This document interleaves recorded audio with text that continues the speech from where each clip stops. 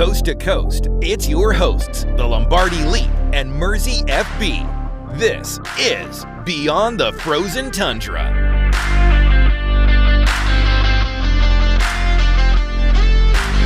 Hello, everybody. Welcome back to the show. I am back for now. I've been in and out on some vacations. I know most people go on vacation during the summer, but I live in Florida, so it's always summer where I'm at. So I take my vacation when lucky? other people don't. I know, right? That's why we are beyond the frozen tundra, because I truly am beyond the frozen tundra. I'm quite north of it. Yeah, you're beyond one and into another. Mm-hmm. But we got some preseason football to talk about because the Packers are officially back playing games, at least. They played at Pittsburgh. You know, I was kind of bummed. I know Aaron Rodgers was too, was bummed that it wasn't at Lambeau Field. I think the NFL missed an opportunity. That's neither here nor there.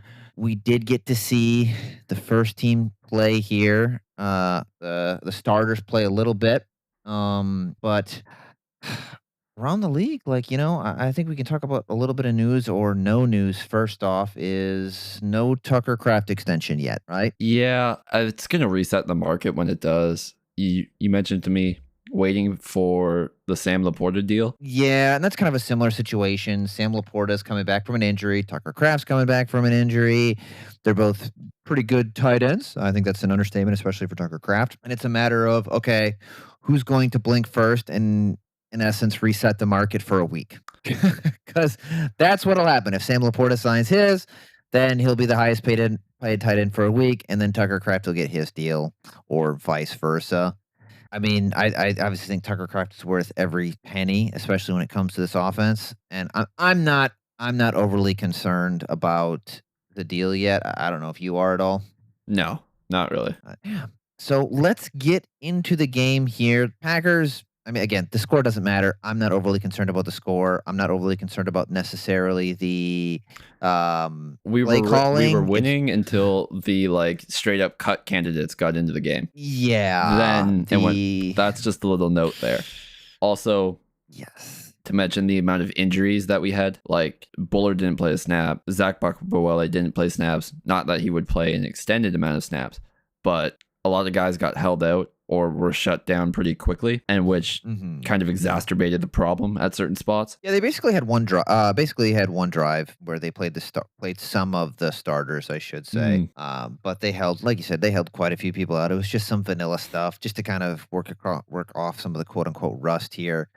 I mean, Jordan Love looked good. How did you kind of feel about the offensive line? I have my thoughts. I think first off, let's start with Morgan. I think he's very solid, which is good to see, especially going up against Nick Herbig, Alex Highsmith. Like, that was a pretty big test for him. I think he passed with flying colors. Those aren't scrubs at all. So I think that if you're moving forward, and this was like what we saw last year with him versus the Colts and playing against their starters at left tackle. It's just building off that consistency now that he's at the position he is supposed to be at, and having hopefully a stalwart, consistent left tackle for the next 10 to 12 years, again, is going to be great. If you can bookend your tackles, which I think that they are, your right tackle and your left tackle are bookended there for the next foreseeable 5 to 10 years. I mean, you got a good football team there potentially with your quarterback. The questions I'm kind of wondering about, and I'm not really too comfortable with, is that interior offensive line, you know? I think as it starts to settle in with Ryan and Banks and whoever they throw out there at right guard, be it Belton, who I don't think is in that competition anymore. I think that job is between Burton and Jacob Monk. Once they start to settle in, that is the big thing. Sean Ryan only got 4 or 5 snaps that game. Yeah, and I wasn't overly impressed here. And I know you kind of mentioned Belton. There's another guy who you can kind of throw into the mix too, is John Williams. He's much more of a swing tackle, I believe. Are they going to try him there till failure? Which, I mean, it seems like that's what they're doing with Belton too as well. Just to kind of hear some pressures allowed in preseason week 1 among Packers offensive linemen. John Williams, 20 pass blocking snaps. Jagger Burton, 24 snaps. Dalton Cooper, 1, 4 snaps. Darian Kennard, 1, 4 snaps. Travis Glover, 1 on 11 snaps. Dylan Wade, 1 on 15 snaps. And Anthony Belton, 1 pressure allowed on 24 snaps. So that's a very pro Anthony Belton chart right there. Yeah. It's definitely. It just feels very hot and cold with Belton, especially watching him, to the point that you're not entirely sure. I would like them to stick him at one position and not keep cross-training him. Yeah. Like if you want John Williams to be your swing tackle, let John Williams be your swing tackle. Yeah. You kind of have Darian Kennard at the tackle position. Travis Glover can play. I think Travis Glover looked more comfortable at guard just because of his feet. But I said when they drafted Anthony Belton needs to play guard. That's who he needs to. That's where he needs to go. I fundamentally believe this is very similar to the Jordan Morgan situation when it comes to Anthony Belton. Matt LaFleur, we can kind of get into this too. Matt LaFleur, in essence, called out Aaron Banks, who is dealing with tendonitis whenever he does football stuff. Great. Absolutely wonderful. That's sarcasm. That's honestly, he's kind of up there now with a bad signing. I'd say he's getting up there, and I'm not going to be shocked if he's not on the team next. Aaron Banks is not on the team next year. But put Anthony Belton on the left side. He played 5 years at left tackle. 5 years at left tackle at I think it's South Carolina, right? NC State. NC State. Sorry, He's yeah, 25. at I didn't know NC that. State. I thought he was younger. Yeah, no, yeah, COVID, man. He got them extra COVID years. So I'm like, my thing is you're putting him on the right side. You have 2 guys over there who can compete already in Monk and Jagger Burton, or 3 if you consider Sean Ryan. Because again, my opinion, you listened to a couple episodes ago, is that Jagger Burton should be the center. My ideal offensive line is Morgan, Belton, Jagger, whoever wins at right guard, probably Sean Ryan. That would be my guess. I know you have your opinions on Jacob Monk, and I believe firmly he's just a center. And then I just don't think Zebok. he has play strength. Like yeah, he can maul me in the trenches as an average guy, but like put him up against like 330-pound Dexter Lawrence. I don't think that's going well. Might not. Yeah, that definitely might not go the way you want it to. Or like I was gonna say Devontae Wyatt, but it's the other Georgia tackle, Jordan Davis. Oh yeah. Yeah, like put him up against Jordan Davis. Like there are just freak tackles that are playing against your center now. So you have to have someone who's a monster, who I think Burton as a pure center might be better. Who knows? Yeah, I like Jagger Burton's center tape a lot more than I like his guard tape. So I think that he is the center. He should be the center now and into the future. The question just kind of remains here is like, if you're not satisfied with who you have, you want to win now, why not at least make a call to Kevin Zeigler at this point? Why not? Like I know you and I talked about this off the pod here. He probably doesn't want to go through camp. Yeah, that's my suspicion. Is he doesn't want to go through a camp. Because a lot of vets will do that. They'll sit out at camp for like most of a camp and then sign with the team. Yeah, hell, like Von Miller just did that, right? He just signed to the Cowboys, so he missed the first 2 weeks ish. Yeah, that's funny. Yeah, that's a good point. So that could be what he's doing. And again, we don't know who might get cut. Which if I know there's the whole thing of if somebody gets cut, they didn't want them for a reason. Like overall, though, I feel like the offensive line is trending positively in an upward direction. Yes, is for that sure. fair to say?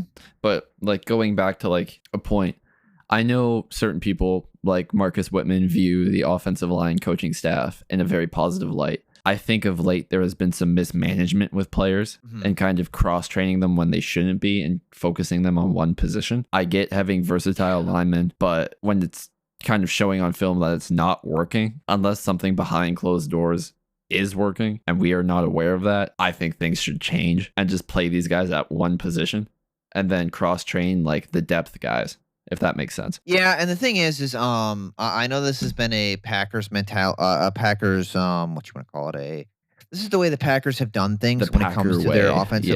Yeah, and it's been for years, well before Matt LaFleur, before Mike McCarthy. Mike Wall played for the Packers at guard. Wasn't he like an all-pro center too? I think he was an all-pro guard. I'm pretty sure he just played guard. Oh, tackle Played he played guard for the Packers and then Seattle or the Panthers for 2 years in his last year in Seattle.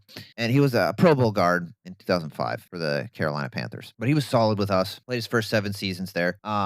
He has said that whenever the Packers bring in a tackle to kind of toughen him up a bit, they have him play guard. Mm-hmm. And I mean, if they've been doing that since the 90s, they're not really gonna, unfortunately, change now. Much to my begrudging, much as I hate it, I agree with you. I think that like Jordan Morgan was one of those, was like the first real kind of like thing where you're like, no, come on. He's a tackle. He's a tackle only. Play him at tackle. Let him be tackle. I don't care about Rasheed Walker. In fact, I'm glad he's gone at this point. I could have made the argument that Jordan Morgan should have started at left tackle last year. Yeah. Here's a question for you. Do you think Darian Kennard gets cut? He's injured right now, isn't he? Yes. He hurt his ankle in the preseason game when he played 4 snaps. They didn't put him in till the end of the third. That's a good question. I mean, I guess it kind of depends on, because right now he's technically the backup right tackle, right? Yes. I believe so. And then John Williams is potentially the swing tackle. John Williams would be the swing tackle. What other, I mean, it depends on how much they like Brant Banks. I know they talked a lot about him. Travis Glover is back at tackle. I mean, I guess let me ask you this question then. Who do you take? Do you take Kennard or Glover? Maybe Kennard because he's proven. Yeah. And then Glover's cheaper. But he didn't. Then the last game I remember him playing, it looked like he was like drinking through a fire hose against Philly. Like I remember that being bad. Yeah. And then who would you take, Brant Banks or Darian Kennard? You can stash Banks on the practice squad, probably. Yeah, potentially again. Mm-hmm. Well, no, I don't think so because last year he got claimed by. Well, Tennessee signed him for a little bit. Yeah.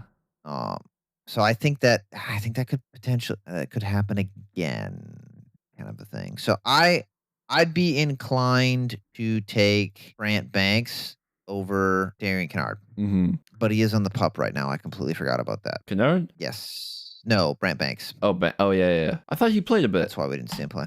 I thought he did too, but no. As of 3 weeks ago, this is July 28th, 2026. He was on the PUP. Oh yeah, look at that. Okay. And he did appear in 2 regular season games last year for us as well. So I mean, if Brant Banks can get off the pup, come back, I think that you're looking at a Darian Kennard's on the outside looking in there between John Williams and Brant Banks for the backup tackle position. Mm-hmm. I mean, if John Williams can play both sides and Brant Banks can play at least one, you got 2 capable backup tackles there, and John Williams being your swing tackle, which makes Brant Banks effectively your third string. So that kind of leaves Darian Kennard on the outside looking in, unless you want Darian Kennard to play guard, which, I mean, again, I'd keep Darian Kennard over Donovan Jennings. I'd keep him over, like, Jacob Monk at this point when it comes to guard, and, yeah, probably like Dylan Barrett. Yeah, I thought Donovan Jennings, like, improved a little bit, but still nowhere near what you'd want to see. The offense, like the run game's been bad sometimes. Like it's hard to get anything started for sure. But I mean, speaking of the run game, positive notes. Marshawn Lloyd looked good. Marshawn Lloyd, yeah, he stayed healthy. Marshawn Lloyd stayed healthy. I think that's probably the biggest thing. Is Marshawn Lloyd looked quick, looked like he was a mover, and I think he's everything. He has potential to have a pretty good season lined ahead of him here. Anything else you want to say about the offense? Like, I mean, third string quarterback, I think, is pretty much settled. Yeah. Well, they cut the other one, so they cut Kyron Jones, who looked lost, and Honda McCord, as we call him, Honda Kyle McCord, looked good. He looked good for a third string quarterback. Like I was thoroughly impressed with the way he commanded the offense there. I mean, no touchdowns, but did help get us into field goal range. And speaking of field goals, that was Chris great. Mack, man. He was technically 4 for 4. Technically 4 for 4. One of the penalties one of the kicks got called back on the penalty. Because they roughing the long snapper. And we got a first down out of it. And he nailed a 58-yarder, a 57-yarder, and his chip shots, which was good, which was really good. So, I mean, I have a question for you here. All right. Yeah. Matt Orzak, what do you do with him?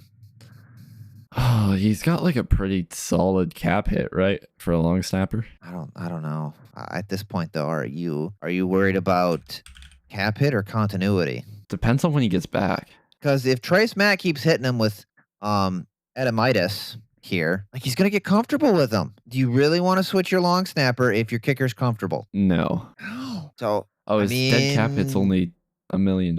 Yeah, I mean, Matt Orzak isn't that good to begin with, in my opinion. Yeah, it's almost the same dead cap of like Cal Adamitis, just $300,000 more expensive. I would do that actually, because our PFF account still up, right? Yeah, perfect. Adamitis was ranked higher than Matt Orzak. Matt Orzak was ranked like that's what I was gonna find out. Yeah, Matt Orzak was ranked 36 out of like 40 or like something, 40. Right?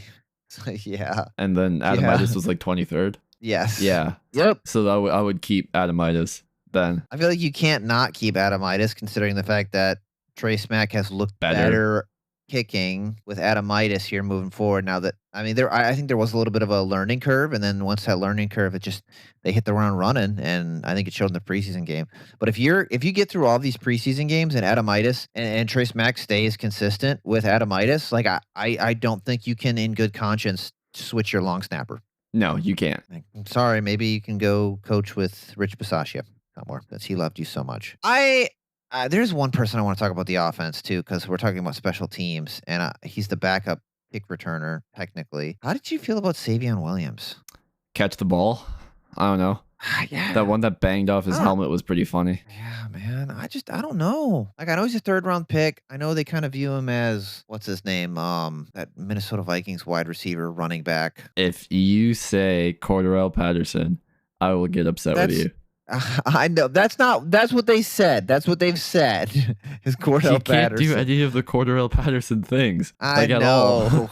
I know. Like, I know he did a bunch of gadget stuff at TCU, and he has like red zone ability, but I just haven't been impressed with him. And I like J. Michael Sturdivant.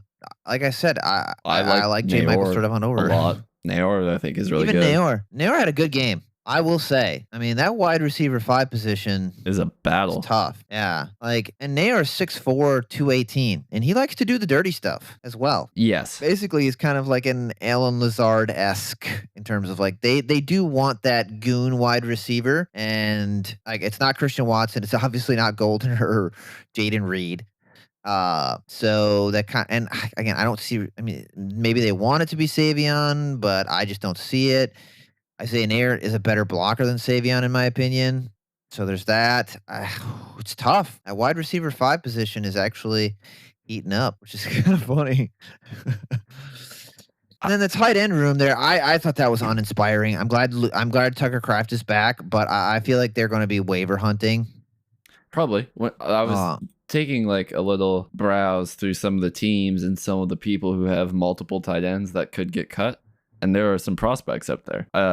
LA is one of them. They also gave Luke Lachey an 8-week buyout. Yeah. Too. So he can come back later if he's healthy. Yeah. Yeah. So he can come back in 8 weeks. I highly doubt LA is keeping all 4 of Colby Parkinson, Tyler Higbee, Terrence Ferguson, and Max Clare. So you could take a look there. Houston's another one. I highly doubt Houston is keeping all of Dalton Schultz, Foster Moreau, Cade Stover, and Brevin Jordan. Yeah, and they just drafted, like, speaking of the Rams, they just drafted Max Clare and Terrence Ferguson. So those are 2 2nd-round picks. There's someone else. Tyler Higbee probably could get cut. He's 33. Yeah. And then that leaves, and like Colby, yeah. There was another team I was thinking of. I can't remember what it was. 27. Vegas 71. I mean, Tyler Higbee would come in. Would basically be. Can I interest you in Albert Okwegabom? Who does he play for? The Raiders. Oh, yeah, sure. Honestly, I'll take whoever at this point, all things considered. Yeah. I'm trying to. Atlanta's got nobody outside of Pitt. Oh, Charlie Warner. He'll make the team. I know Will Dissly's coming back from an ACL injury, I think, too. He's a free agent. He was with the Chargers last year. I think that's a potential option. Browns have a bunch of guys at tight end. Fannin, Carson Ryan, Joe Royer, like someone might get cut there that you could take a look at. Yeah. Yeah, they do need some help there along the along the tight end line. Defensive line, I mean, Warren Brinson and Brenton Cox Jr. Warren Brinson Hive stand up. Like, Warren Brinson had 2 pressures in his limited snaps. I think Brenton Cox Jr. played very well. He had a quick pressure. Warren had 3, Brenton Cox had 2. Brenton Cox, my bad. Yeah. What I'm most concerned about though is LVN's health, because he showed up with a shoulder injury. Yeah. I think that might just be like Yeah. a stinger or like something they're being super cautious about because you don't have Micah yet. Like they're just protecting their player's health so he doesn't get hurt and can't play the season, and then they'd be even worse off than they already are. Which I understand 100%, like just being cautious with it. But at the same time, I'd be like, Josh Sweat. I still think they should trade for Josh Sweat, especially if you're looking to win a Super Bowl now. Like, you can never have enough good pass rushers, in my opinion. Would you take Like, it's Aaron just- Banks, Keyshawn Nixon, and a pick for Josh Sweat, please? Please. And you bring up a good thing, though. It's like, what do you do about the corner room? Like, legitimately, I feel like you have to start Cisse. Yeah, you don't really have a choice.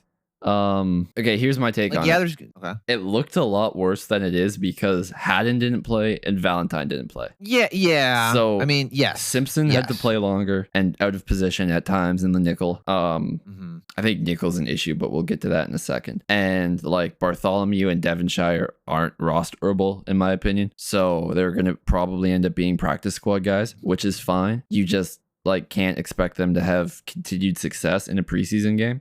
When we get more of the injured guys back, I think that issue becomes less and less apparent. If you're starting Cisse and then you're platooning Benjamin St. Juste and Carrington Valentine, perfect.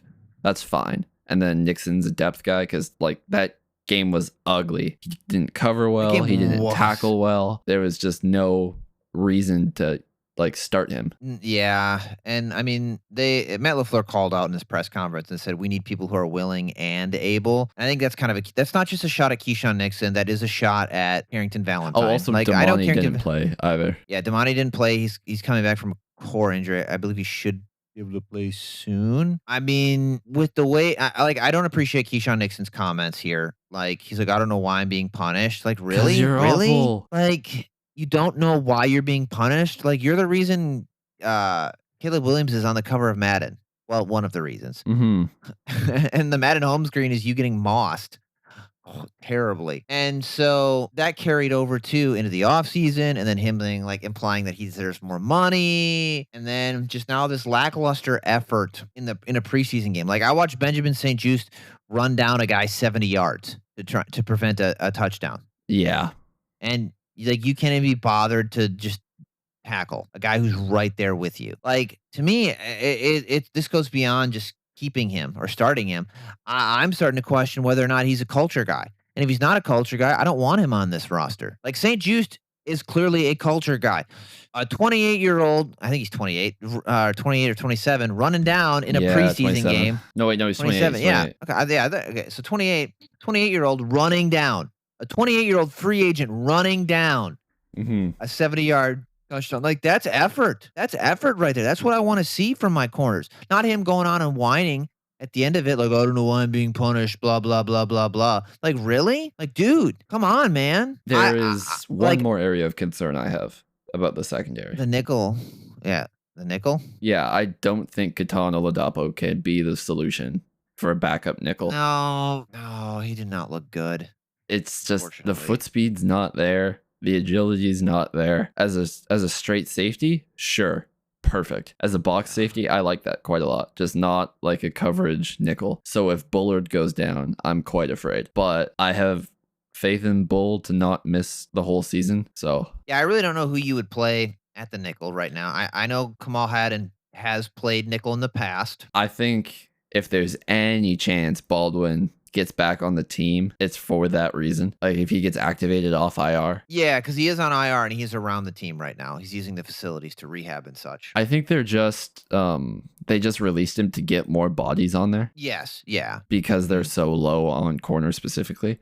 But speaking of like added people, Mark Perry and Mervyn Kenyon looked great that game as safeties. They made some plays. Our safety room is He's really good. Well, Trey Dean and Cha Fluellen looked kind of lost, but like they had just been signed 2 days ago, so it's not surprising to me. Well, the fact that you have Evan Williams, Xavier McKinney, and Oladapo I think looks well at safety.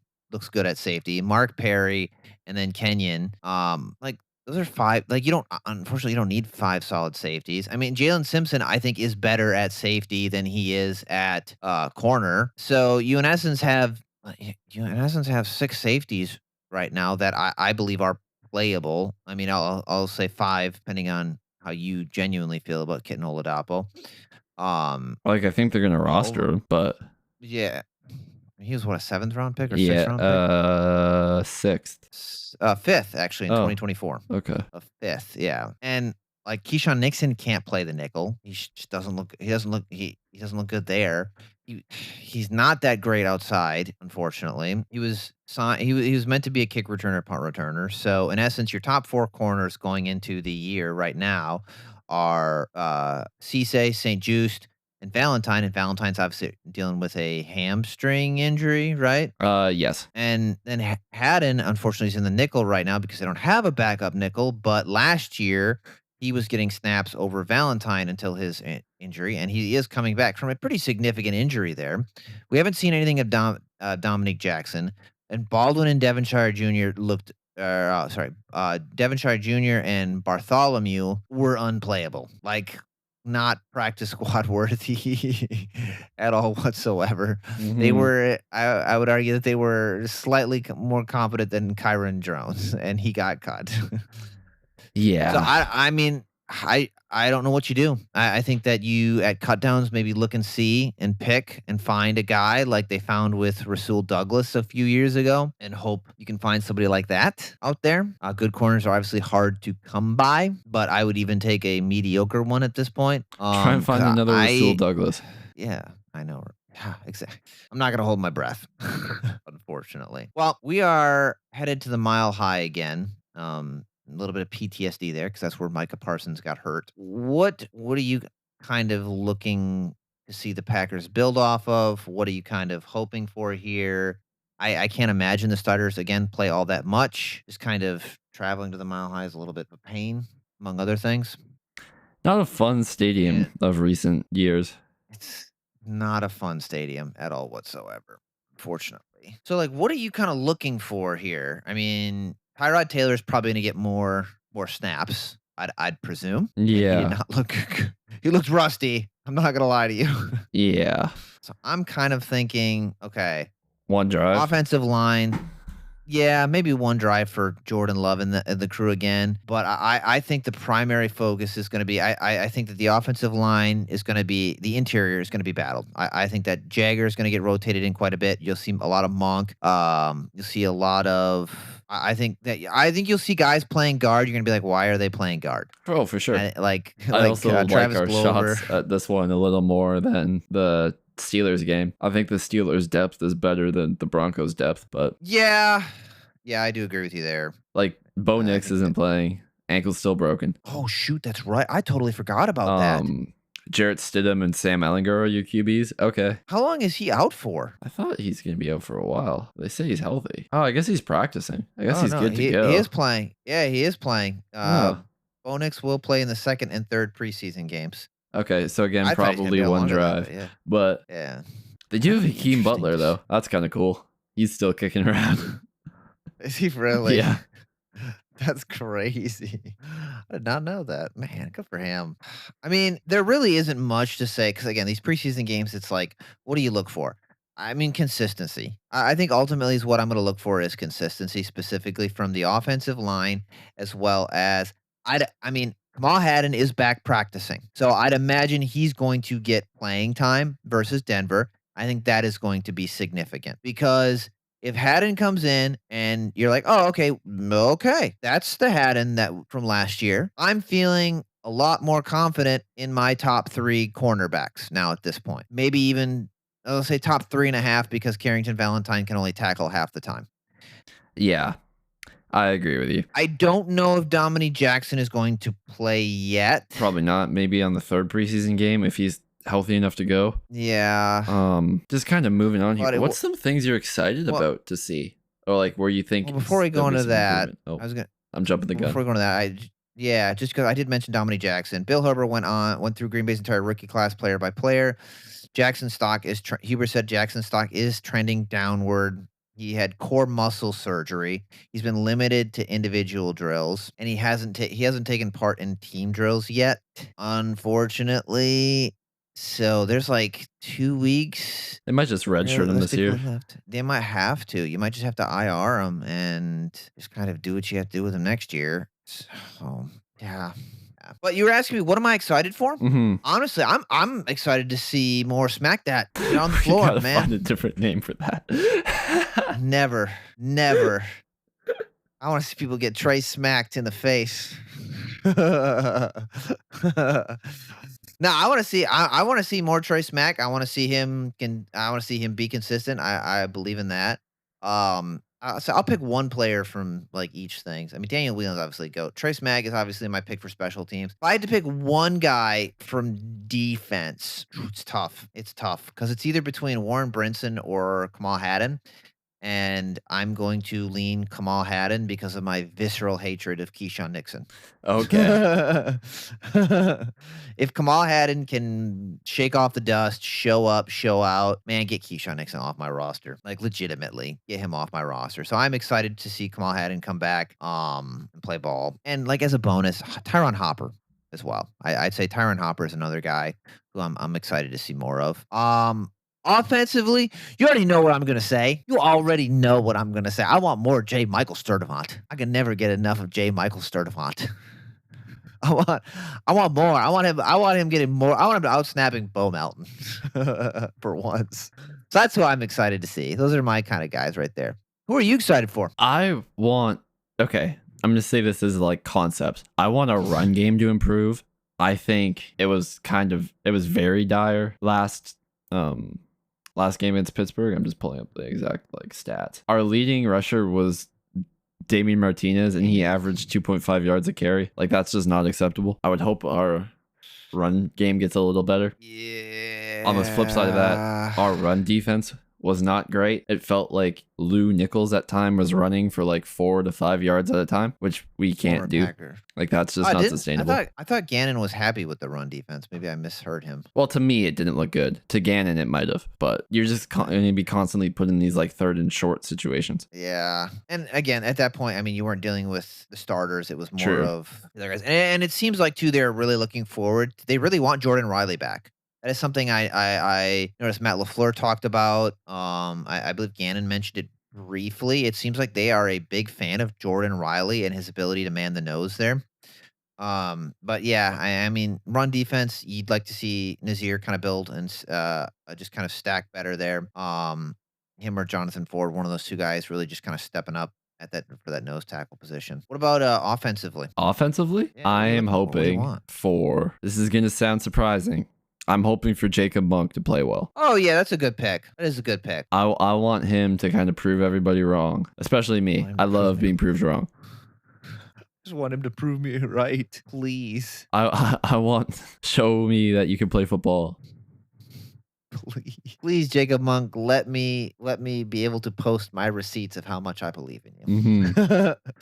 No, that's a good pick. Honestly, I mean, you can never have enough good offensive linemen. Like realistically, you can never have enough good offensive linemen. And then special teams.